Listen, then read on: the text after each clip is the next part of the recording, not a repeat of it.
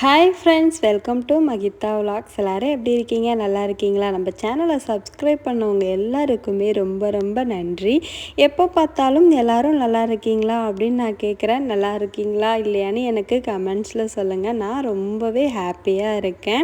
இன்றைக்கி என்ன வீடியோன்னு பார்த்தீங்கன்னா, இன்றைக்கி அமாவாசை. கரெக்டாக ஒரு 4 மணி போல் தான் எல்லா வேலையும் ஆரம்பித்தேன். அமாவாசை பௌர்ணமி அப்படின்னாலே நம்ம வீட்டில் முன்னோர்களுக்கு காலையிலே சாமிலாம் கும்பிடுவோம். 6 மணிக்கு மேலே நம்ம குலதெய்வத்துக்கான வழிபாடு தான் செய்யணும். அது அமாவாசை பௌர்ணமினாலே அது குலதெய்வ வழிபாடு அப்படின்னே தான் சொல்லுவாங்க. பௌர்ணமிக்கு இந்த வீட்டுக்கு பௌர்ணமி ரொம்ப சிறப்பாகவே குலதெய்வத்துக்கு சாமி கும்பிட்டோம். குலதெய்வம் இல்லை, துணை இல்லை அப்படின்னா நம்ம எங்கே போனாலும் நம்ம எது நினச்சாலும் அது நடக்கவே நடக்காது.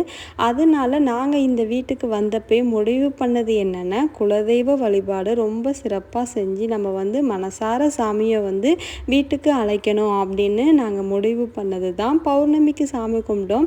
இந்த வீட்டுக்கு ஃபஸ்ட்டு அமாவாசை இது. அதனால் நான் என்ன பண்ணிட்டேன்னா, காலையிலே சமைச்சி முடிச்சதுக்கப்புறம் ஃபுல் வீடு ஃபுல்லாக க்ளீன்லாம் பண்ணிட்டேன். க்ளீன் பண்ணுறதுலாம் இந்த வீடியோ எடுக்கலை, ஏன்னா நிறைய வீடியோவில் அதை தான் நான் ஷேர் பண்ணுறேன் அப்படின்றதுக்காக அதை எடுக்கலை. அதையே சும்மா சும்மா காமிச்சிட்டு இருந்தேன்னா உங்களுக்கும் போர் அடிச்சிடும் அப்படின்னு சொல்லிட்டு அதை நான் எடுக்கலை.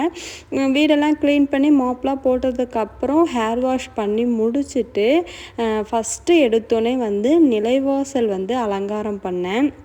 அலங்காரம் பண்ணி முடித்ததுக்கப்புறம் அப்படியே பூஜை ரூமுக்கு நம்ம குலதெய்வத்தோட ஃபோட்டோவை எடுத்து நல்லா சுத்தமாக பன்னீர் வச்சு தொடச்சிட்டு சந்தனம் குங்குமம் வைக்கணும். சந்தனம் வைக்கும்போது அதில் பன்னீர் ஜவ்வாது போட்டு வச்சாதான் அந்த ஒரு நறுமணம் இருக்கும். அது ரொம்பவே நல்லாயிருக்கும். அந்த ஸ்மெல் எனக்கு ரொம்ப பிடிக்கும். அந்த மாதிரி வச்சுட்டேன். மகாலட்சுமி தாயார் ஃபோட்டோவில் சந்தனம் கொஞ்சம் அலைஞ்ச மாதிரி இருந்துச்சுன்னா அவங்களோட ஃபோட்டோவுக்கும் மறுபடியும் சந்தன குங்குமம்லாம் வச்சுட்டேன். அதுக்கப்புறம் பூ மதுரை வீரன் ரொம்ப பிடிச்ச பூ மல்லிப்பூன்னு சொல்லுவாங்க. அவருக்கு மல்லிப்பூவால் தான் அலங்காரம் பண்ணணும் அப்படின்னு சொல்லுவாங்க. அதுக்கிடையில் இவங்க மல்லிப்பூ வாங்கிட்டு வந்திருந்தாங்க. அதுக்கப்புறம் இந்த வாசலும் நல்லாவே காஞ்சிருச்சு. நிலைவாசல் அலங்காரம் பண்ணி அந்த நிலை ஃபுல்லாக கோலம் போட்டு நிலையை அந்த அளவுக்கு அலங்காரம் பண்ணணும்.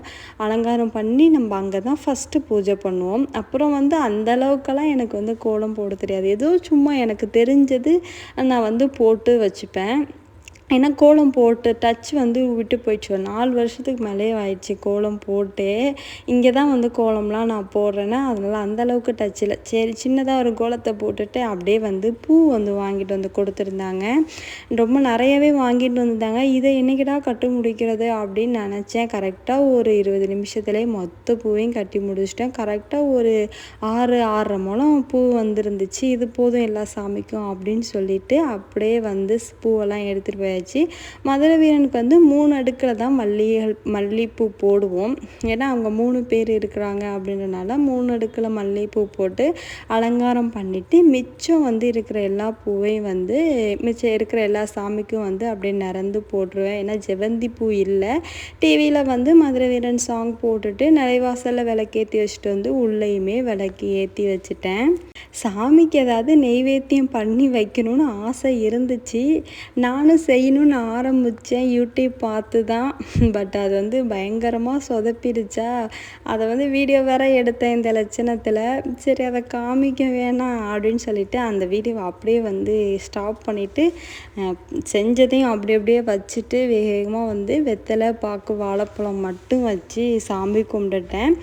ரொம்ப சிம்பிளாக தான் இந்த தடவை சாமி கும்பிட்ருந்தேன். அதனால் எதுவும் வைக்கல. வெத்தலை பாக்கு வச்சுட்டு நிலைவாசலில் போயிட்டு ஃபஸ்ட்டு தீபதூப ஆராதனை பண்ணி அங்கே சாமி கும்பிட்டு வணங்கிட்டு அதுக்கப்புறம் வீட்டுக்குள்ளே தீபதூப ஆராதனை பண்ணி அங்கேயும் உட்காந்து நம்மளோட வேண்டுதலை மனம் விட்டு பேசணும். அப்போ தான் அவங்க நம்ம வீட்டில் குடியேறுவாங்க. சொல்லணும், எங்களோட நிலையில் நீங்கள் குடியேறி எங்கள் குலத்தை காக்கணும் ஐயா அப்படின்னு நம்ம வேண்டிக்கிட்டோம்னா கண்டிப்பாக 3 பௌர்ணமிக்கு நீங்கள் இந்த பூஜை பண்ணிங்கன்னா அவங்க நம்ம வீட்டில் குடியேறுவாங்க. உங்களோட குலதெய்வத்தோட பேரை எனக்கு கமெண்ட்ஸில் ஷேர் பண்ணுங்கள்.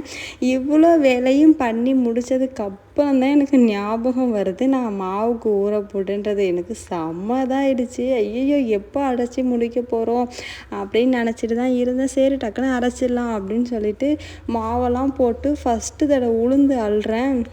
கரண்டு போயிடுச்சு. எனக்கு ஷாக் ஆகிடுச்சு. ஐயோ எப்போ வரப்போகுது என்னன்னு பயந்துகிட்டே இருந்தேன். பட் ஆனால் சீக்கிரமாகவே கரண்டும் வந்துருச்சு. வந்தோடனே 2வது ஷிஃப்ட் வந்து அரிசியும் போட்டுட்டேன். நான் வந்து ரொம்பலாம் ஊற வைக்க மாட்டேன். ஏன்னா நாங்கள் 2 பேருன்றனால அவ்வளோவெல்லாம் வந்து இதாகாது. 1 கிலோ அரிசி தான் வந்து நான் போடுவேன். அதனால் அதை ஒரே ஷிஃப்ட்டில் போட்டு அரைச்சி எடுத்துடுவேன்.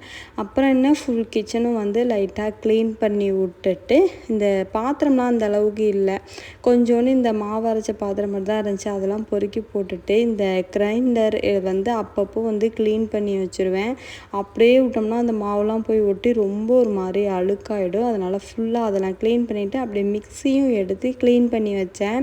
மிக்ஸிலாம் ஒரு மாதிரி உள்ளேலாம் வந்து அந்த அழுக்கு போய் படிஞ்சிரும். இதெல்லாம் புதுசாக, அதனால் புதுசு மாதிரியே வச்சுக்கணும், பழசாக்கிடக்கூடாது அப்படின்னு சொல்லிட்டு அப்பப்போ வந்து இதெல்லாம் எடுத்து அழகாக க்ளீன் பண்ணி வச்சுட்டு மொத்த பாத்திரத்தையும் விளக்கிடுவேன். இந்த கிரைண்டரில் ஒரே ஒரு பிரச்சனை என்னென்னா, இதை தூக்கி தூக்கி கழுவி அதை வைக்கிறதுக்கு தான் கொஞ்சம் கஷ்டமாக இருக்கும்.